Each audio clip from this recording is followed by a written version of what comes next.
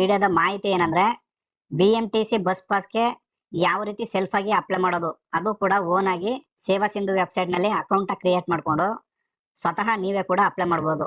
ಅದು ಯಾವ ರೀತಿ ಅಪ್ಲೈ ಮಾಡೋದು ಅಂತ ಸ್ಟೆಪ್ ಬೈ ಸ್ಟೆಪ್ ನಾನು ಫುಲ್ ಡೀಟೇಲ್ಸ್ ಆಗಿ ತೋರಿಸ್ಕೊಡ್ತೀನಿ. ಸ್ನೇಹಿತರೆ, ನಿಮ್ಗೆಲ್ಲ ಗೊತ್ತಿದೆ 2024-25ನೇ ಸಾಲಿನ ಬಸ್ ಪಾಸ್ ಈ ತಿಂಗಳ ಹಿಂದೆನೆ ಓಪನ್ ಆಗಿತ್ತು. ಅದು ಕೇವಲ PUC ವಿದ್ಯಾರ್ಥಿ ತನಕ ಓಪನ್ ಆಗಿತ್ತು. ಇವಾಗ ಡಿಗ್ರಿ ಮೇಲ್ಪಟ್ಟು ವಿದ್ಯಾರ್ಥಿಗಳಿಗೂ ಕೂಡ ಓಪನ್ ಆಗಿದೆ. ಅದು ನೀವು ಯಾವುದೇ ಕೋರ್ಸ್ ಆಗಿರ್ಬೋದು, ಪ್ರೊಫೆಷನಲ್ ಕೋರ್ಸಸ್ ಆಗಿರ್ಬೋದು, ಮೆಡಿಕಲ್ ಆಗಿರ್ಬೋದು, ಇಂಜಿನಿಯರಿಂಗ್ ಆಗಿರ್ಬೋದು, ಹಾಗೇನೆ PG ಕೋರ್ಸಸ್ ಆಗಿರ್ಬೋದು, NE ಕೋರ್ಸಸ್ಗೆ ಓಪನ್ ಆಗಿದೆ.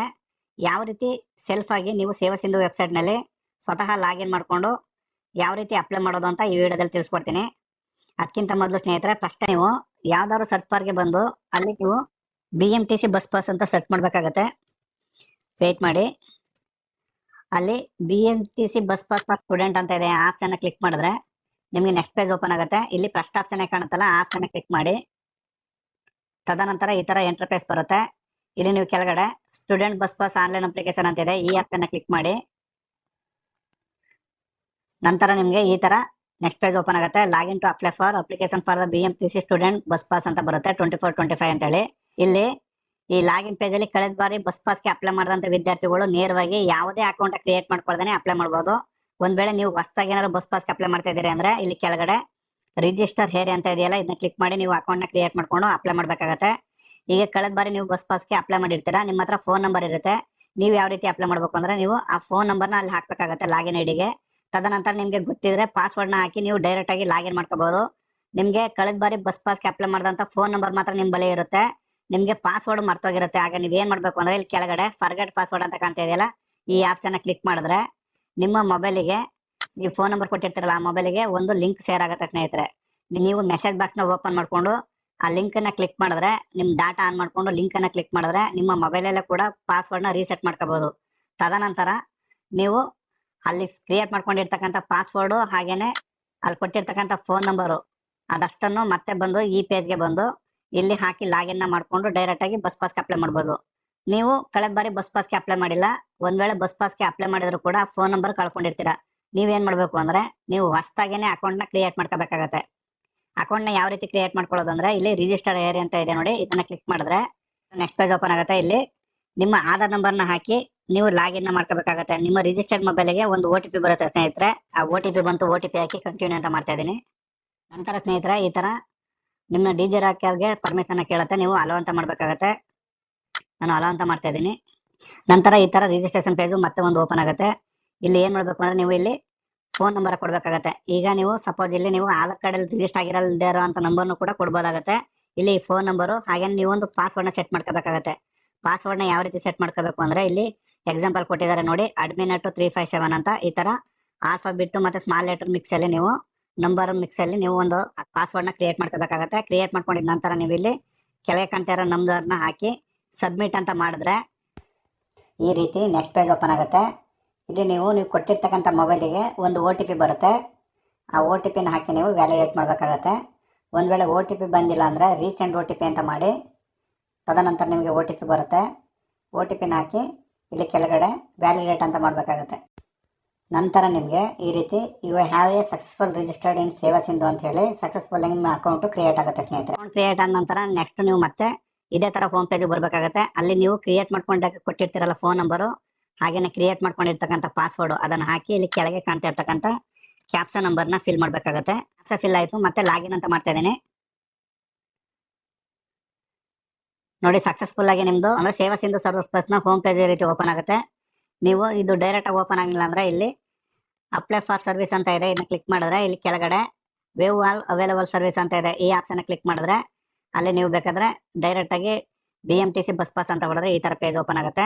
ಇವಾಗ ಈ ಪೇಜ್ ಅಲ್ಲಿ ನೀವು ಫಸ್ಟ್ ಏನ್ ಮಾಡ್ಬೇಕು ಅಂದ್ರೆ ಇಲ್ಲಿ ವೀಕ್ಷಿಸಿ ಅಂತ ಇದೆ, ಕೆಲವು ಇನ್ಸ್ಟ್ರಕ್ಷನ್ ನೀವು ಓದ್ಕೋಬೇಕಾಗತ್ತೆ. ಶಾಲಾ ಕಾಲೇಜು ವಿದ್ಯಾರ್ಥಿಗಳು ಬಸ್ ಪಾಸ್ಗಾಗಿ ಅರ್ಜಿ ಸಲ್ಲಿಸುವ ಕ್ರಮಗಳು ಯಾವ್ಯಾವ ರೀತಿ ಇರುತ್ತೆ ಅದೆಲ್ಲ ಕ್ಲೀನ್ ಆಗಿ ನೋಡ್ಕೊಳ್ಳಿ. ಬಸ್ ಪಾಸ್ ಪಡೆಯಲು ವಿದ್ಯಾರ್ಥಿಗಳು ಭಾವಚಿತ್ರ ಹಾಗೇನೆ ಬೆಂಗಳೂರು ಒಂದು ಕೇಂದ್ರದಲ್ಲಿ ತೆಗೆಯುವುದರಿಂದ ವಿದ್ಯಾರ್ಥಿಗಳು ಖುದ್ದಾಗಿ ಹೋಗಬಹುದು. ಅಂದ್ರೆ ಬಸ್ ಪಾಸ್ಗೆ ನೀವು ಅಪ್ಲೈ ಮಾಡೋಕ್ಕಿಂತ ಮೊದಲು ಸ್ವತಃ ಕೂಡ ನೀವೇ ಹೋಗಿ ಬಸ್ ಪಾಸ್ಗೆ ನೀವು ಪಡ್ಕೋಬೇಕಾಗತ್ತೆ. ಅದನ್ನ ನೀವು ಒಂದ್ಸರಿ ತಿಳ್ಕೋಬೇಕು. ಅದೇ ರೀತಿ ನೀವು ಈಗ ನೇರವಾಗಿ ಬಸ್ ಪಾಸ್ಗೆ ಅಪ್ಲೈ ಮಾಡೋಣ. ಇಲ್ಲಿ ಕೆಳಗಡೆ ಪೌರತ್ವ ಅಂತ ಕಾಣುತ್ತೆ, ಇಲ್ಲಿ ಸಿಟಿಜನ್ಶಿಪ್ ನೀವು ಇಂಡಿಯಾನ ಫಾರಿನ್ ಸಿಟಿಜನ್ ಅಂತ ಕೇಳುತ್ತೆ, ನಾವು ಇಂಡಿಯಾನ ಸೆಲೆಕ್ಟ್ ಮಾಡ್ಕೊಳ್ಳೋಣ. ನಂತರ ನಿಮ್ಮ ಆಧಾರ್ ನಂಬರ್ ಕೇಳುತ್ತೆ, ನೀವು ಇಲ್ಲಿ ಆಧಾರ್ ನಂಬರ್ನ ಹಾಕಿ OTP ಹಾಕಿ ನೀವು KYC ಮಾಡ್ಬೇಕಾಗತ್ತೆ. ನಾನಿವಾಗ ಆಧಾರ್ ನಂಬರ್ನ ಹಾಕಿ ಈ ಆಪ್ಷನ್ ಕ್ಲಿಕ್ ಮಾಡಿದ್ರೆ ನಿಮ್ಮ ಆಧಾರ್ ರಿಜಿಸ್ಟರ್ಡ್ ಮೊಬೈಲ್ಗೆ ಒಂದು OTP ಬರುತ್ತೆ. ಅದಕ್ಕಿಂತ ಮೊದಲು ನಿಮಗೆ ಒಂದು ಕನ್ಸೆಂಟ್ ಬಾಕ್ಸ್ ಬರುತ್ತೆ. ಇಲ್ಲಿ ನೀವು ಅಗ್ರಿ ಅಂತ ಮಾಡಿ ನಂತರ ಒಂದು ಬಾಕ್ಸ್ ಕಾಣುತ್ತೆ, ಅಲ್ಲಿಗೆ ನೀವು OTP ಹಾಕ್ಬೇಕಾಗತ್ತೆ. ಸ್ನೇಹಿತರೆ, ಈಗ OTP ಫಿಲ್ ಮಾಡ್ತೀನಿ.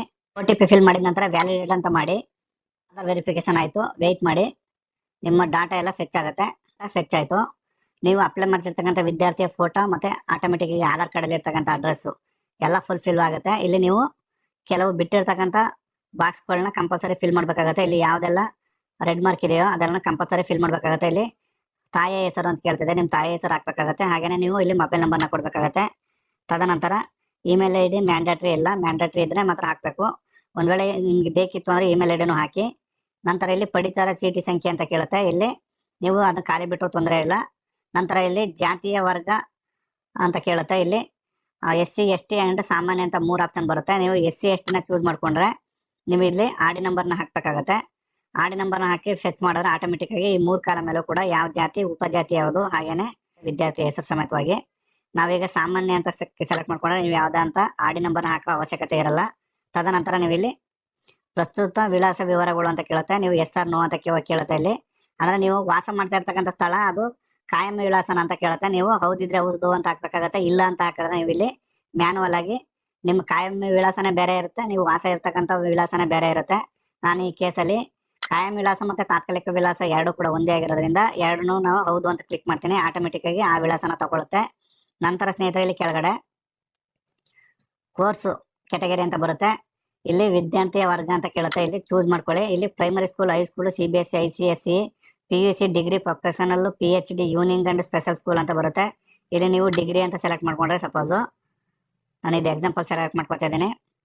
ಇಲ್ಲಿ UCMSE ID ಅಂದರೆ ನಿಮಗೆ ರಿಜಿಸ್ಟ್ರೇಷನ್ ನಂಬರ್ ಕೊಟ್ಟಿರ್ತಾರೆ ಕಾಲೇಜಿಂದ, ಅದು ಇದೆಯಾ ಅಂತ ಕೇಳುತ್ತೆ. ನೀವು ಇದ್ರೆ ಇಲ್ಲಿ ಎಸ್ ಅಂತ ಹಾಕ್ಬೇಕಾಗತ್ತೆ. ನೀವು ಫಸ್ಟ್ ಇಯರ್ ಆಗಿದ್ರೆ ನಿಮ್ಗೆ ಇರಲ್ಲ, ಅದು ನೋ ಅಂತ ಹಾಕೊಳ್ಳಿ. ಇದ್ರೆ ನೀವು ಇಲ್ಲಿ ಕೆಳಗಡೆ ಕಾಲ ಮೇಲೆ ಆ UCMS ID ಹಾಕ್ಬೇಕಾಗತ್ತೆ. ಅದು ಯೂನಿವರ್ಸಿಟಿಯಿಂದ ಕೊಡ್ತಿರ್ತಕ್ಕಂಥ ರಿಜಿಸ್ಟ್ರೇಷನ್ ನಂಬರು. ಹಾಗೇನೆ ವಿದ್ಯಾರ್ಥಿ ಹೆಸರು ಮ್ಯಾನುವಲ್ ಟೈಪ್ ಮಾಡಿ. ಹಾಗೇನೆ ಶಿಕ್ಷಣ ಸಂಸ್ಥೆ ಹೆಸರು, ನೀವು ಈ ಶಿಕ್ಷಣ ಸಂಸ್ಥೆ ಯಾವ ಶಿಕ್ಷಣ ಸಂಸ್ಥೆಯಲ್ಲಿ ವ್ಯಾಸಂಗ ಮಾಡ್ತಾ ಇರ್ತೀರಾ ಆ ಶಿಕ್ಷಣ ಸಂಸ್ಥೆಯ ಹೆಸರನ್ನ ಹಾಕ್ಬೇಕಾಗತ್ತೆ. ನಂತರ ಕೆಳಗಡೆ ಅದರ ವಿಳಾಸ, ಸಂಪೂರ್ಣ ವಿಳಾಸನ ಹಾಕಿ. ಹಾಗೇನೆ ಕೋರ್ಸು, ಯಾವ ಕೋರ್ಸ್ ಓದ್ತಾ ಇದ್ದೀರಾ. ಈಗ ಸಪೋಸ್ ಕೋರ್ಸ್ ಅಂದ್ರೆ ನೀವು ಆರ್ಟ್ಸ್, ಸೈನ್ಸು, ಕಾಮರ್ಸು ಈ ತರ ಬರುತ್ತೆ. ನಂತರ ಕೋರ್ಸ್ ವರ್ಷ ಅಂತ ಕೇಳುತ್ತೆ, ನೀವು ಯಾವ ವರ್ಷ ಓದ್ತಾ ಇದ್ದೀರಾ, first year, second year, third year ಆ ಥರ ಹಾಕೊಂಡು ಹೋಗ್ಬೇಕಾಗತ್ತೆ. ನೀವು ಒಂದು ವೇಳೆ ಇಲ್ಲಿ ಪ್ರೊಫೆಷನಲ್ ಕೋರ್ಸಸ್ ಇದ್ರೆ ನಿಮಗೆ ಅದನ್ನು ಕೂಡ ತೋರಿಸ್ತೀನಿ, ವೇಟ್ ಮಾಡಿ. ಈಗ ಪ್ರೊಫೆಷನಲ್ ಕೋರ್ಸಸ್ ಅಂತ ತಗೊಳ್ತೀರಿ. ಪ್ರೊಫೆಷನಲ್ ಕೋರ್ಸಸ್ ಅಡಿಯಲ್ಲಿ ಯಾರ್ಯಾರೆಲ್ಲ ಬರ್ತಾರೆ ಅಂತ ಅದನ್ನು ಕೂಡ ನಾನು ತಿಳಿಸ್ಕೊಡ್ತೀನಿ, ವೇಟ್ ಮಾಡಿ. ಇಲ್ಲಿ ನೋಂದಣಿ ಸಂಖ್ಯೆಯನ್ನು ನಮೂದಿಸಿ, ಎಂಟರ್ ಯುವರ್ ರಿಜಿಸ್ಟ್ರೇಷನ್ ನಂಬರ್ ಅಂತ ಇರುತ್ತೆ, ಅಲ್ಲಿ ನಿಮ್ಮ ರಿಜಿಸ್ಟ್ರೇಷನ್ ನಂಬರ್ನ ಹಾಕಬೇಕಾಗತ್ತೆ. ಹಾಗೇನೆ ವಿದ್ಯಾರ್ಥಿಯ ಹೆಸರು, ಸಂಸ್ಥೆಯ ಹೆಸರು ಆಟೋಮೆಟಿಕ್ ಆಗಿ ಇಲ್ಲಿ ತೋರಿಸುತ್ತೆ. ನೀವು ಇದನ್ನ ಸೆಲೆಕ್ಟ್ ಮಾಡ್ಕೋಬೇಕು. ನೀವು ಏನು ಓದ್ತಾ ಇದ್ದೀರಾ, ನರ್ಸಿಂಗ್ ಓದ್ತಾ ಇದ್ದೀರಾ, ಹಾಗೇನೆ ನೀವೇನಾದರೂ ಇಂಜಿನಿಯರಿಂಗ್ ಆಗಿದೆಯಾ, ಹಾಗೇನೆ ನಿಮ್ದು ಯಾವ್ಯಾವ ಕೋರ್ಸಸ್ ಇದೆ ಪ್ರೊಫೆಷನಲ್ ಕೋರ್ಸಸ್ ಅದನ್ನು ಸೆಲೆಕ್ಟ್ ಮಾಡ್ಕೋಬೇಕಾಗತ್ತೆ. ಸೆಲೆಕ್ಟ್ ಮಾಡ್ಕೊಂಡಿದ ನಂತರ ಈಗ ಸಪೋಸ್ ಯಾವ್ದಾದ್ರು ಒಂದು ಸೆಲೆಕ್ಟ್ ಮಾಡ್ಕೊಳ್ಳೋಣ. ಆಚಾರ್ಯ ಪಾಲಿಟೆಕ್ನಿಕ್ ಸೆಲೆಕ್ಟ್ ಮಾಡ್ಕೊತಾ ಇದ್ದೀನಿ. ಹಾಗೇನೆ ಅದರಲ್ಲಿ ನೀವು ಏನು ಓದ್ತಾ ಇದ್ದೀರಾ, BCom LLBನ, BA LLBನ, ಹಾಗೇನೆ B ಫಾರ್ಮಸಿನ, ಹಾಗೇನೆ ಇಲ್ಲಿ ಕೇಳುತ್ತೆ ಅಲ್ಲಿ ನೀವೇನು ಓದ್ತಾ ಇದ್ದೀರಾ ಅನ್ನೋ ಸೆಲೆಕ್ಟ್ ಮಾಡ್ಕೋಬೇಕಾಗತ್ತೆ. ನಂತರ ಶಿಕ್ಷಣ ಸಂಸ್ಥೆ ವಿಳಾಸ ಅಂತ ಕೇಳುತ್ತೆ, ಇಲ್ಲಿ ಬೆಂಗಳೂರು ಅಂತ ಆಟೋಮೆಟಿಕ್ ಆಗಿ ಸೆಲೆಕ್ಟ್ ಆಗುತ್ತೆ. ಹಾಗೇನೆ ಯಾವ ವರ್ಷದಲ್ಲಿ ಓದ್ತಾ ಇದ್ದೀರಾ, ನೀವು ಸಪೋಸ್ 2 ಇಯರ್ಸ್ 2ನೇ ವರ್ಷದಲ್ಲಿ ಓದ್ತಾ ಇದ್ರೆ 2ನೇ ವರ್ಷ ಅಂತ ಸೆಲೆಕ್ಟ್ ಮಾಡ್ಕೊಳ್ಳಿ. ಹಾಗೆ ಕೆಳಗಡೆ ಸ್ಕ್ರೋಲ್ ಮಾಡ್ಕೊಂಡು ಬರ್ಬೇಕಾಗತ್ತೆ ಸ್ನೇಹಿತರೆ. ನಂತರ ಇಲ್ಲಿ ಪ್ರಯಾಣ ಮಾರ್ಗದ ವಿವರ ಅಂತ ಕೇಳುತ್ತೆ, ಇದು ಇಂಪಾರ್ಟೆಂಟ್ ಸ್ನೇಹಿತರೆ. ನೀವು ಇದನ್ನ ಕರೆಕ್ಟಾಗಿ ಫಿಲ್ ಮಾಡ್ಬೇಕಾಗತ್ತೆ. ಇಲ್ಲಿ ಕ್ರಾಸು ಮತ್ತೆ ನಿಮ್ಮ ಬ್ಲಾಕು ಎಲ್ಲ ಕರೆಕ್ಟಾಗಿ ಸೆಲೆಕ್ಟ್ ಮಾಡ್ಕೊಳ್ಳಿ. ಸೆಲೆಕ್ಟ್ ಮಾಡ್ಕೊಂಡಿದ ನಂತರ ನೀವು ಹೋಗ್ತಕ್ಕಂಥ ಎಲ್ಲಿವರೆಗೆ ಬೇಕು ನಿಮಗೆ ಬಸ್ ಪಾಸು, ಆ ರೂಟ್ನು ಕೂಡ ನಿಮ್ಮ ಶಾಲಾ ಕಾಲೇಜ್ ಇರ್ತಕ್ಕಂಥ ವಿಳಾಸ ಅದನ್ನು ಸೆಲೆಕ್ಟ್ ಮಾಡ್ಕೊಳ್ಳಿ. ತದನಂತರ ನೀವು ಯಾವ ಮಾರ್ಗದಲ್ಲಿ ಹೋಗ್ತೀರಾ, ನಿಮಗೆ ಇಲ್ಲಿ 2 ಮಾರ್ಗ ಕೇಳಿರ್ತಾನೆ. ನಿಮ್ಗೆ ಯಾವ್ದು ಬೇಕಾದ್ರೂ, ಸಪೋಸು ನಿಮಗೆ ಒಂದು ಮಾರ್ಗದಲ್ಲಿ ಬಸ್ ಅವಶ್ಯಕತೆ ಒಂದು ಟೈಮಲ್ಲಿ ಇರಲಿಲ್ಲ ಅಂದರೆ ನೀವು ಇನ್ನೊಂದು ಬಸ್ ಮಾರ್ಗದಲ್ಲೂ ಕೂಡ ನೀವು ತಲುಪಬಹುದು. ಆ ರೀತಿ ನೀವು 2 ಮಾರ್ಗನ ಸೆಲೆಕ್ಟ್ ಮಾಡ್ಕೋಬಹುದು. ನಂತರ ಇಲ್ಲಿ ಕೆಳಗಡೆ ನಿಯರ್ಲಿ 1 ಇಯರ್ ಗಂಟ ಬರುತ್ತೆ. ನಿಮಗೆ ಅಮೌಂಟ್ ಬಂದು 1300 ರೂಪಾಯಿ ಇರುತ್ತೆ ಸ್ನೇಹಿತರೆ. ತದನಂತರ ನೀವು ಇಲ್ಲಿ ಅಗ್ರಿ ಅಂತ ಮಾಡಿ, ಇಲ್ಲಿ ಕೆಳಗಡೆ ಸಬ್ಮಿಟ್ ಅಂತ ಇದೆ, ಇದನ್ನ ಕ್ಲಿಕ್ ಮಾಡಬೇಕಾಗತ್ತೆ. ನಂತರ ನಿಮಗೆ ಈ ರೀತಿ ನೆಕ್ಸ್ಟ್ ಪೇಜ್ ಓಪನ್ ಆಗುತ್ತೆ. ಇಲ್ಲಿ ನೀವು ಕೆಲವು ದಾಖಲಾತಿಗಳನ್ನ ಅಪ್ಲೋಡ್ ಮಾಡಕ್ಕೆ ಕೇಳುತ್ತೆ. ಏನಪ್ಪ ದಾಖಲಾತಿಗಳು ಅಂದರೆ ಸ್ಟೂಡೆಂಟ್ ಬಸ್ ಪಾಸ್ ಅಪ್ಲಿಕೇಶನ್ ಅಂದರೆ ನಿಮ್ಮ ಕಾಲೇಜಿಂದ ಒಂದು ದೃಢೀಕರಣ ಪತ್ರನ ಸೈನ್ ಮಾಡಿಸ್ಕೊಂಡು ಇಲ್ಲಿ ಅದನ್ನು ಚೂಸ್ ಫೈಲ್ ಮಾಡಿ ಅಪ್ಲೋಡ್ ಮಾಡಬೇಕಾಗತ್ತೆ. ತದನಂತರ ಇಲ್ಲಿ ಕೆಳಗಡೆ ಸ್ಟೂಡೆಂಟ್ನ ಇತ್ತೀಚಿನ ಭಾವಚಿತ್ರನ ಅಪ್ಲೋಡ್ ಮಾಡಬೇಕಾಗತ್ತೆ. ನೀವು ಒಂದು ವೇಳೆ PUC ನಂತರ ವಿದ್ಯಾರ್ಥಿಗಳಾಗಿದ್ರೆ, ನೀವು PUC ಇಂದ ಎನಿ ಡಿಗ್ರಿ ಆಗಿ ಸ್ಟೂಡೆಂಟ್ಗಳಾಗಿದ್ರೆ ನೀವು ಇಲ್ಲಿ ಫೀಸ್ ರೆಸಿಪ್ಟ್ನ ಅಪ್ಲೋಡ್ ಮಾಡಬೇಕಾಗತ್ತೆ. ಹಾಗೇನೆ ಇತ್ತೀಚಿನ ಭಾವಚಿತ್ರಗಳನ್ನ ಅಪ್ಲೋಡ್ ಮಾಡಬೇಕಾಗತ್ತೆ.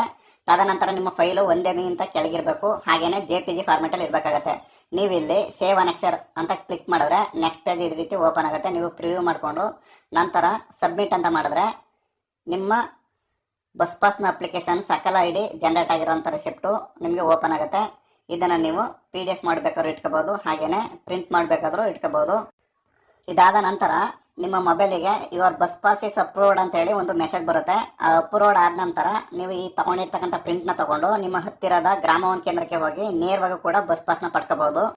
ಇದಲ್ಲದೆ ನೀವು ಅಪಾಯಿಂಟ್ಮೆಂಟ್ ಪಡ್ಕೊಂಡು ಅದರ ಮುಖಾಂತರನೂ ಕೂಡ ಆ ಟೈಮ್ಗೆ ಹೋಗಿ ಬಸ್ ಪಾಸ್ನ ಪಡ್ಕೋಬಹುದು. ನೀವು ಸೇವಾ ಸಿಂಧುಗೆ ಬಂದು ಅಲ್ಲಿ BMTC ಬಸ್ ಪಾಸ್ ಅಪಾಯಿಂಟ್ಮೆಂಟ್ ಅಂತ ಕ್ಲಿಕ್ ಮಾಡಿದ್ರೆ ನಿಮ್ಗೆ ಈ ರೀತಿ ಪೇಜ್ ಓಪನ್ ಆಗುತ್ತೆ.